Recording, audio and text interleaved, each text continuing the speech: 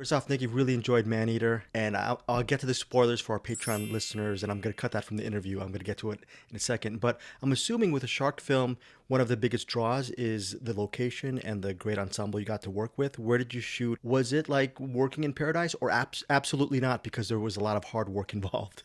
So. You may have just nailed it. Thank you.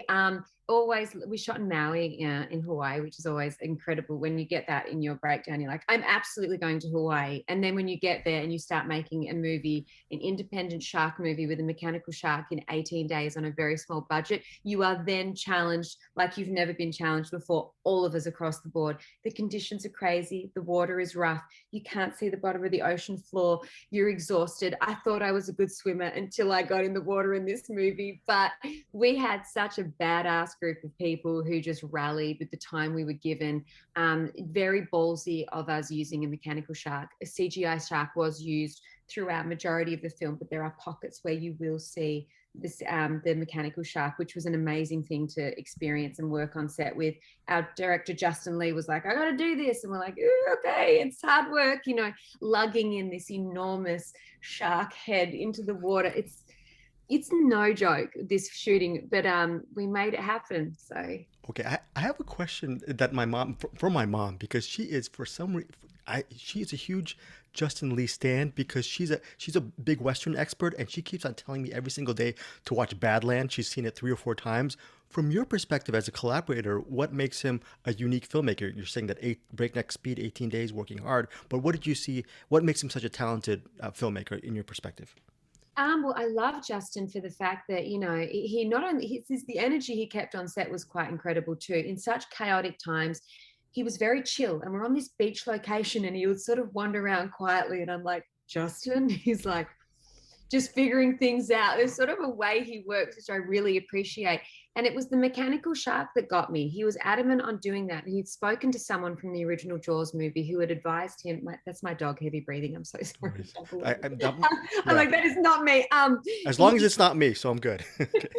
So there was something about him wanting to use a mechanical shark and really go that route that kind of set him aside, because it's a ballsy choice and it's hard to do that. And he did, and he embraced that, and kind of it's more about his vibe and how he sort of sets things up and then just sort of sits back and watches it and comes in and makes him. He's very realistic about the way he shoots in unrealistic circumstances, so I just valued his energy more than anything. And the ballsiness he took on, he's like, let's get the mechanical shark, like, let's know, I'm going to do it. He wanted to do things that old school people do, and I'm old school, and so I kind of really appreciate that about him. You could have really gone a certain genre route, but when you look at your resume, you just tackle so many different types of projects. I'm just wondering for you, was that always a path that you wanted to go? Just really try different genre and journeys as an actor, because you have a very diversified resume. Oh, thank you. I don't know. It's when people always go, "Do you have a 5-year plan?" Absolutely not. If I was in an A-list sort of situation where I could pick and choose everything, maybe I could have done that. But to be honest with you, I love comedy, and I started out doing comedy, and it is really fun, and I'd love to go back to it. But that's not as much being made like it used to be. And I get given the most random scenarios and scripts and situations, and I'm like, if you think I can do this, I think I can do this. So let's give it a crack. Like, I get stuff and I'm like, sure, let's go. Let's see what I'm made of. It's all part of my life, my personal life. And where I don't know what's going on half the time. Like, as an actor, it's very hard to plan out your life. You can at best, put your wish list out there and try and manifest it. And I've done that in certain areas of my life. But when something very random shows up on my lap and I'm like, you think I can do this? I'm like, let's go. I'm like, all right, I believe I can too. And then I just go and give it a crack. It's just been my random career. I don't know how to explain it. I know I look at my thing, I'm like, huh? Oh, yeah. And people don't know where to place me. I don't know where to place me. I just keep going, let's go. I mean, this year I did an action movie, I did a crocodile movie, and then I went on to do a comedy. And the next thing I'm doing is a drama. I mean, go figure. Well, is there something to be said? You said random, but one could say multifaceted as well. Those two things exist in the same plane. Is there a sense of gratification knowing that you can handle all of these things? There's a massive gratefulness to just the fact that the belief that people have in me when they send me things and offer me things. There's a huge gratefulness to that.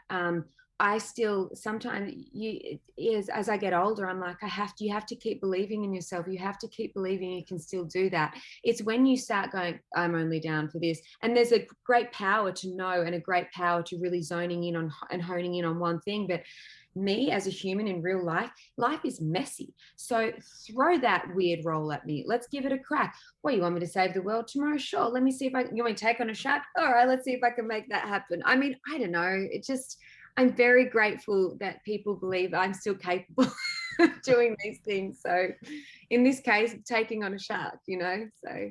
Yeah, Nikki, my final question is a two-parter. First off, right off the top of your head, can you name one of your all-time favorite movies, and what is it about this film that resonates with you? That's the first part. And the second part, we were talking about your resume. Can you name one film from your resume that you feel is underrated and should get just a first look from a lot of our viewers and listeners? So.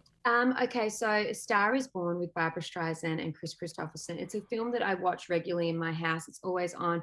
I think it's the best version of A Star is Born. I also, when you watch something as many times as I've watched that, you really see unbelievable, incredible performances. Everything about that movie. There are millions of incredible movies, but that one stands out for me. I don't know what it is about Barbara when he walks in the venue and sees her singing.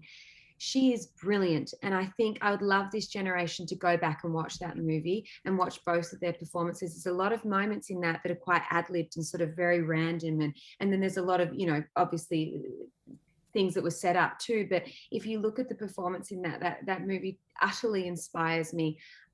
Just flawless. Old school filmmaking to me is really breathtaking. That's really cool, but still very old school. I think it's a good one for people to go and watch, and also to compare to the new one, which was wonderful as well. But there is something about those actors in that movie. So I would say that would be one of my favorites, in my top 10 for sure. And a movie that I've done that is probably underrated, I'm trying to think. Oh my goodness, this is the question you're kind of throwing. Do you know my resume sitting there? I'm trying to think of a movie. Oh yeah. After you make your pick, I have one. I have a backup for you that I was going Go to with pick. your backup. Go with my backup. That you tell me yours first, and then I'm Last Night in Rozzie, straight up. I mean, I look at all the reviews, so many great reviews. It's a movie that's totally underseen and underappreciated and underrated. So that would be my pick.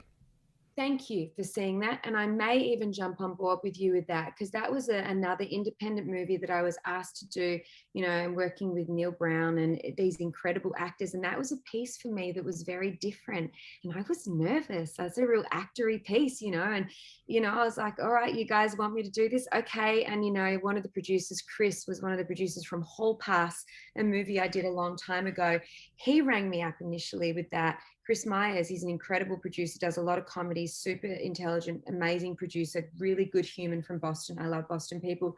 And he's like, you can do this, Nikki. And I was like, can I? Okay. A lot of long scenes and a lot of, and not having studied a lot of acting, I kind of bounced into this business just like, straight from a soap opera straight in, so not being classically trained.